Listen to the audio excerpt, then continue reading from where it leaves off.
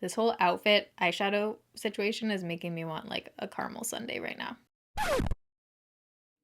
All right, so today for Foundation Friday, I'm going to be telling you guys all about what I do on a daily basis to achieve the most flawless, smooth, skin-like looking foundation base routine possible. These aren't just like gimmicky, tip kind of things. These are like things I do every single day that I hope will help some of you. My skin is a little weird, okay? Finicky is the best way I have to describe it. So a lot of the application methods and, things like baking and all these things that a lot of other people do on their skin, at least on YouTube, they just don't work for my skin. So over the years, I've had to find certain things that do work. What I want to share in today's video are all of the things that I've nailed down over the years that work for my skin. So this video is mostly focused on like a combination of the products, but also mainly just techniques and things that I don't usually like fully delve into as much. So if you've been wondering why I do things certain ways, hopefully this answers your questions. If you're excited for this video, you can give it a thumbs up.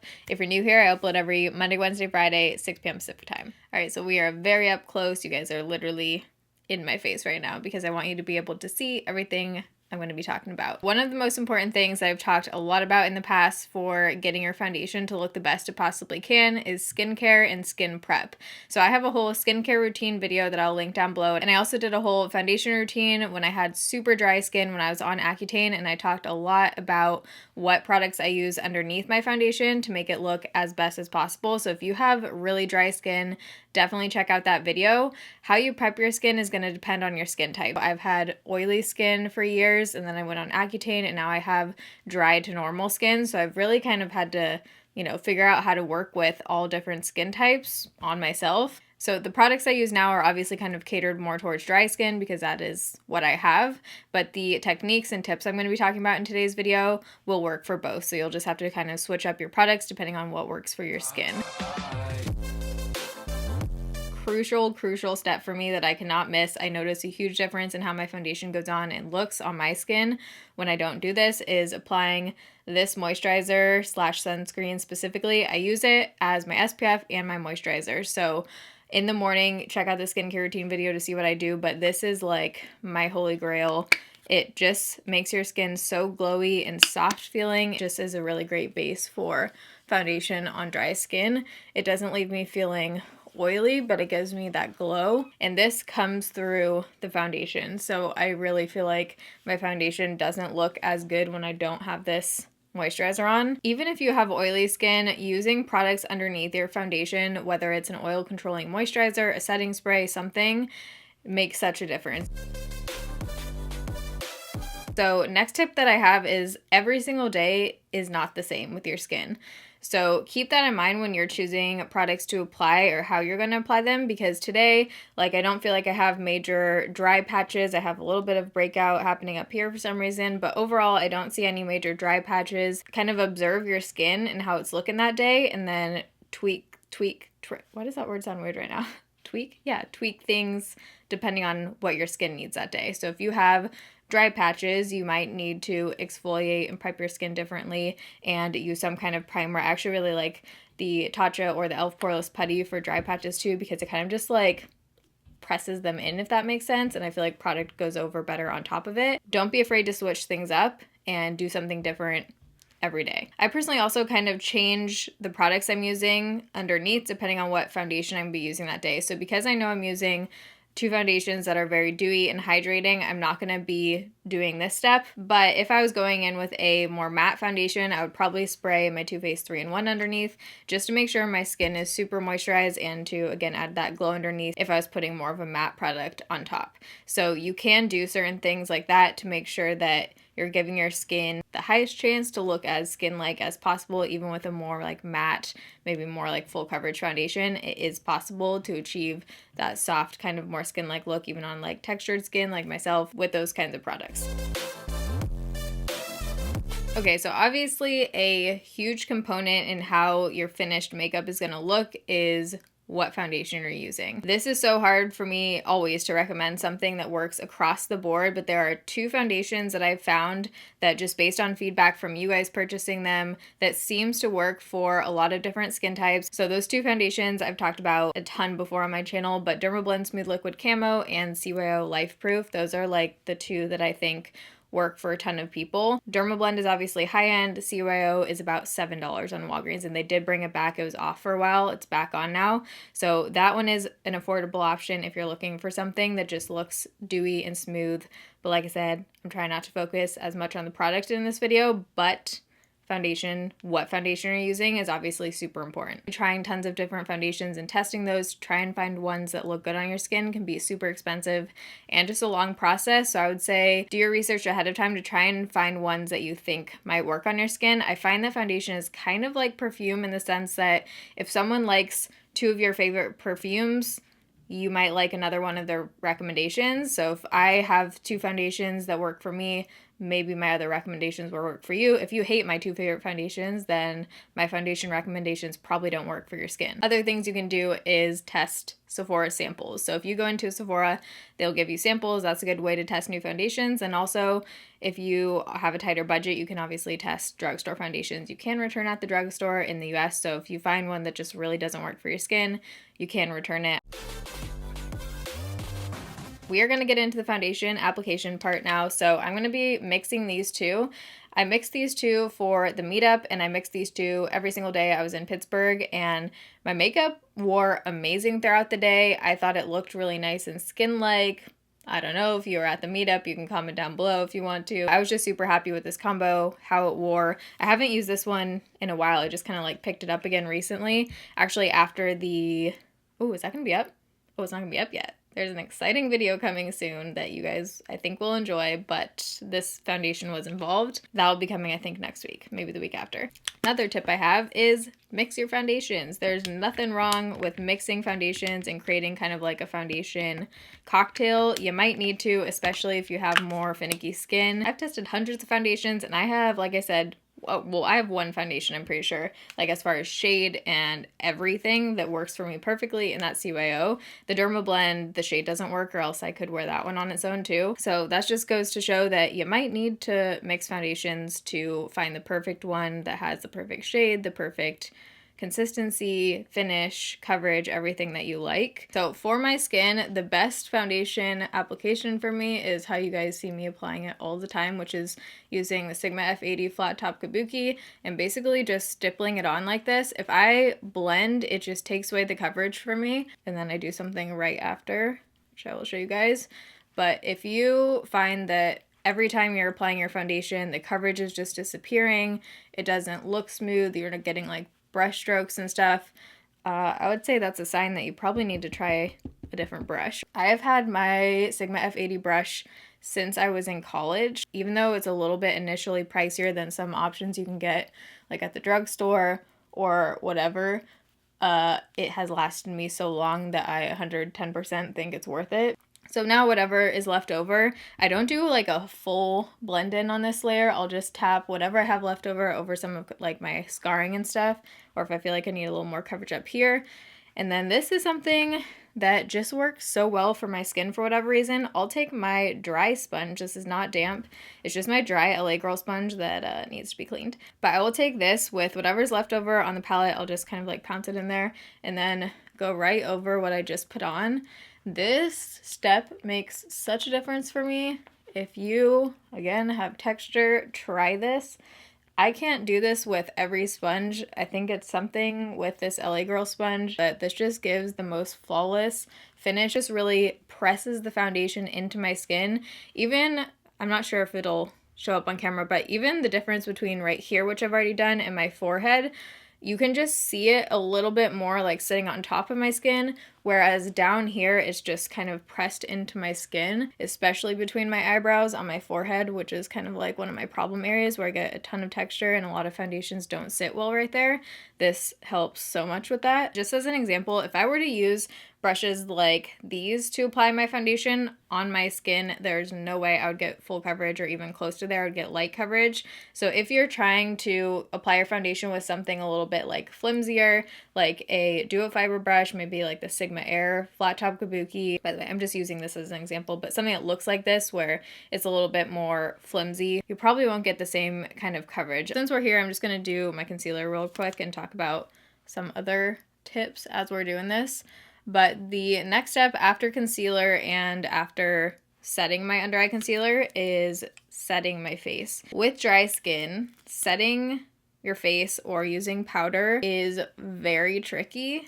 Totally different experience than when I had oily skin.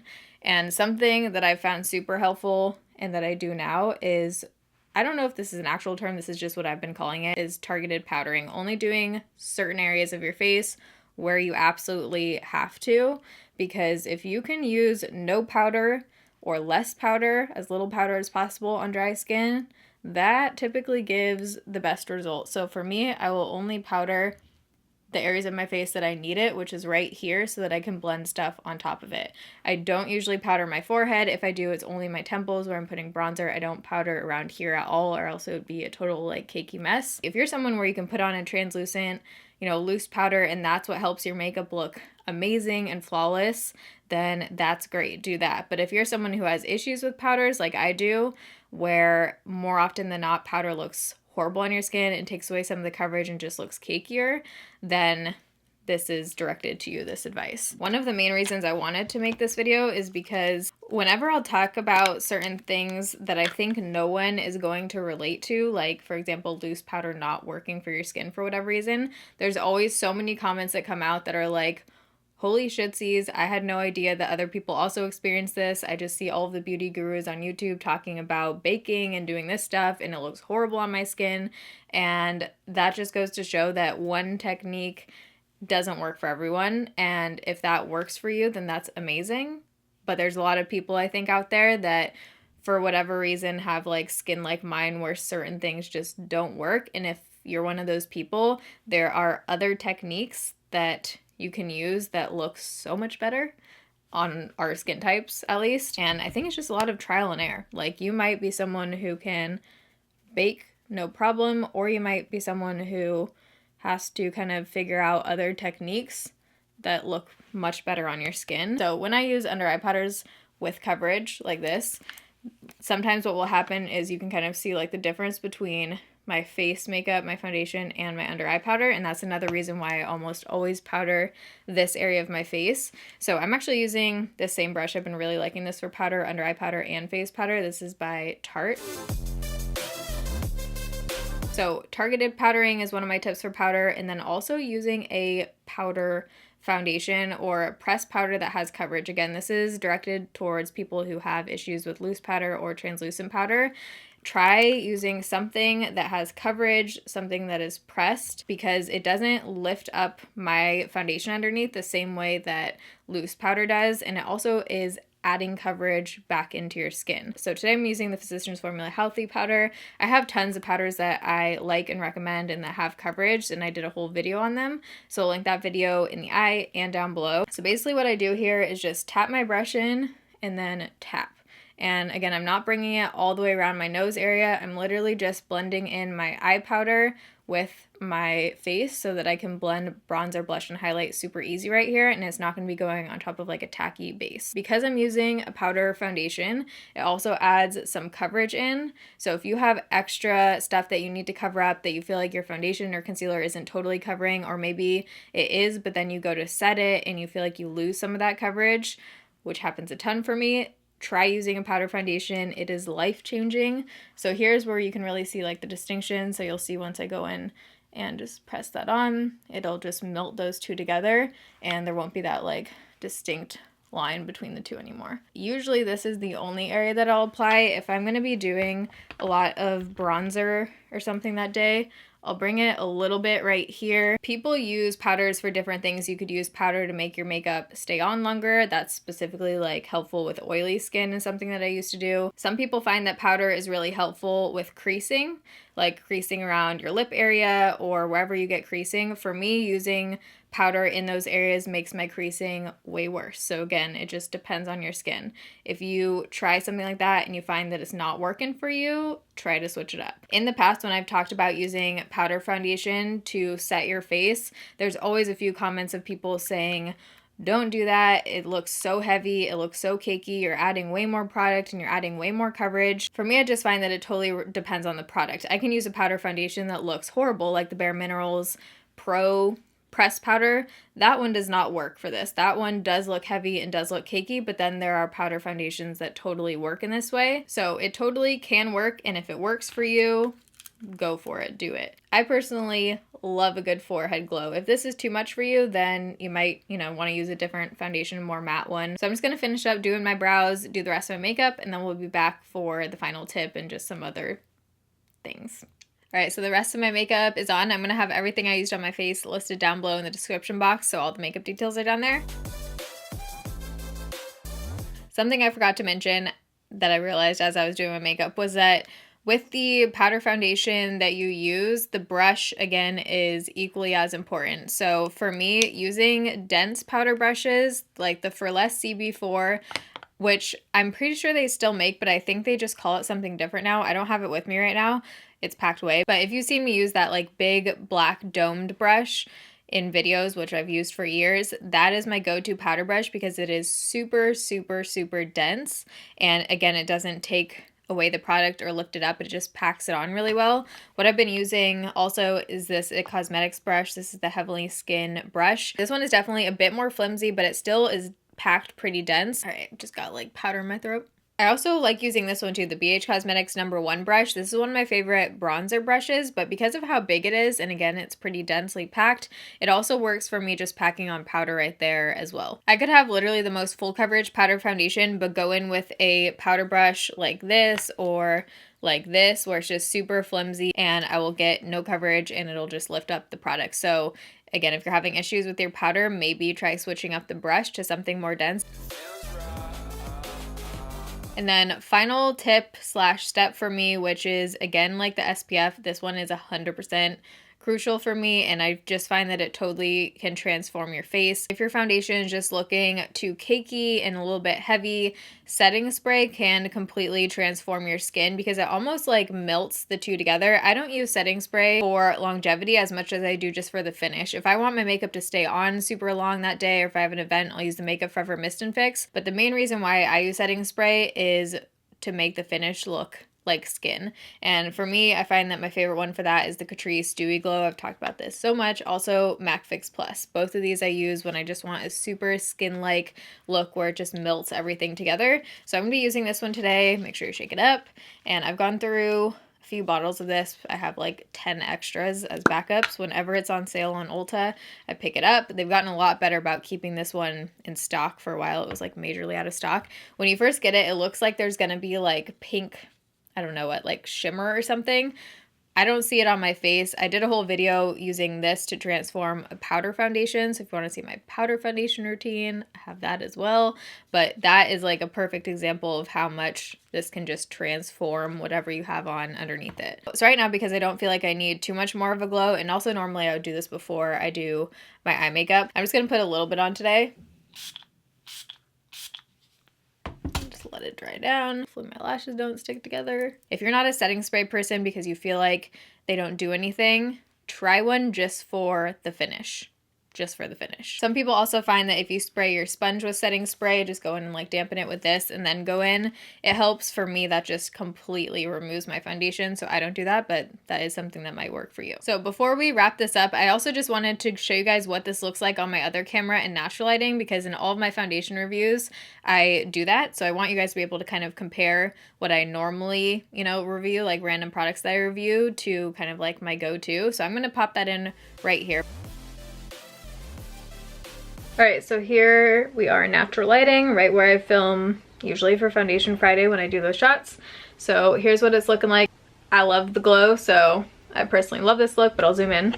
So here we are zoomed in, and I wanted to do this also because that way you guys can kind of see what I'm comparing foundations that I review to, because when you find something that just works really well for your skin, that's what I'm comparing it to. because if I know how good my skin can look with certain products, that's like the benchmark, if that makes sense. So as you can see, my forehead just looks super smooth and nice and glowy and like skin. And then down here, that's what we're looking like.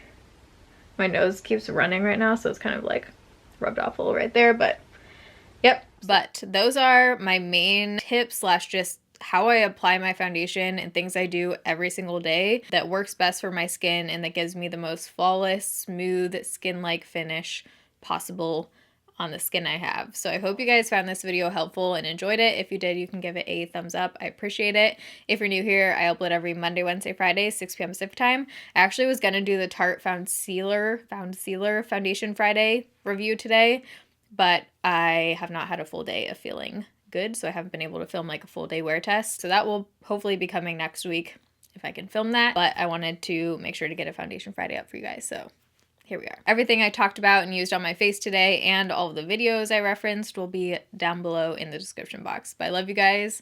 Thanks for watching. See you in my next video. Bye.